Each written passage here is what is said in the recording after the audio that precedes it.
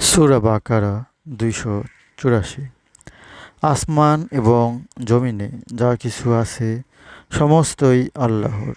বস্তুত তোমাদের স্বীয় মনে যা আছে তা প্রকাশ করো বা গোপন রাখো, আল্লাহ তার হিসাব তোমাদের নিকট থেকে গ্রহণ করবেন। অতঃপর যাকে ইচ্ছা তিনি ক্ষমা করবেন এবং যাকে খুশি শাস্তি দেবেন। বস্তুত আল্লাহ সর্ববিষয়ে সর্বশক্তিমান। ২৮৫। রাসূল তার নিকট তার রবের পক্ষ থেকে যা নাজিল হয়েছে তাতে সে বিশ্বাস করেছে এবং বিশ্বাসীগণও সমস্ত আল্লাহতে,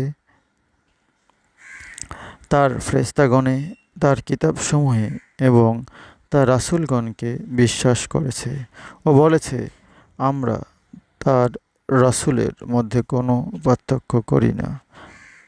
আর বলে, আমরা শুনেছি এবং মেনেছি, হে আমাদের রব, আমরা ক্ষমা চাই আর তোমারই নিকট আমরা ফিরে যাব। ২৮৬। আল্লাহ কাউকেও তার সাধ্যের অতিরিক্ত দায়িত্ব চাপান না। ভালো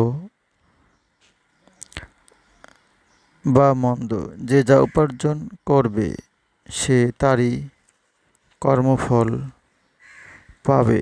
হে আমাদের রব, যদি আমরা বিস্মৃত হই বা ভুল করি তবে তুমি আমাদের অপরাধী করো না।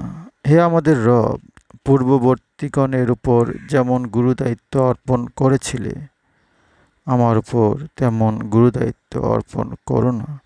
হে আমাদের রব, এমন ভার আমাদের উপর অর্পণ করো না যা বহন করার শক্তি আমাদের নেই। আমাদের ক্ষমা করো, আমাদের প্রতি দয়া করো, তুমি আমাদের অভিভাবক। অতএব কাফেরদের বিরুদ্ধে আমাদের বিজয়ী করো।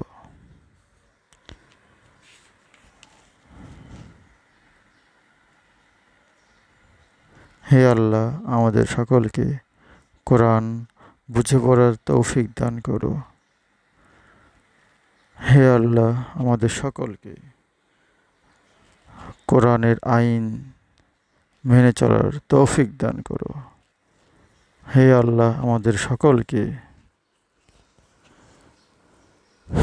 তোমার ইবাদত করার জন্য কবুল করো। হে আল্লাহ, আমাদের দোয়া কবুল করো। হে আল্লাহ, প্রতিটি সন্তান যেন তার পিতামাতাকে ভালোবাসে। হে আল্লাহ, প্রতিটি বৃদ্ধ বাবা মা যেন শেষ বয়সে ভালো থাকার ব্যবস্থা পায়, ভালো খাবারের ব্যবস্থা পায়। তুমি তো রহমতের মালিক, রব্বুল আলামিন। তুমি সব কিছু দেওয়ার মালিক। তুমি আমাদের সবাইকে সুস্থ রাখো। আমিন।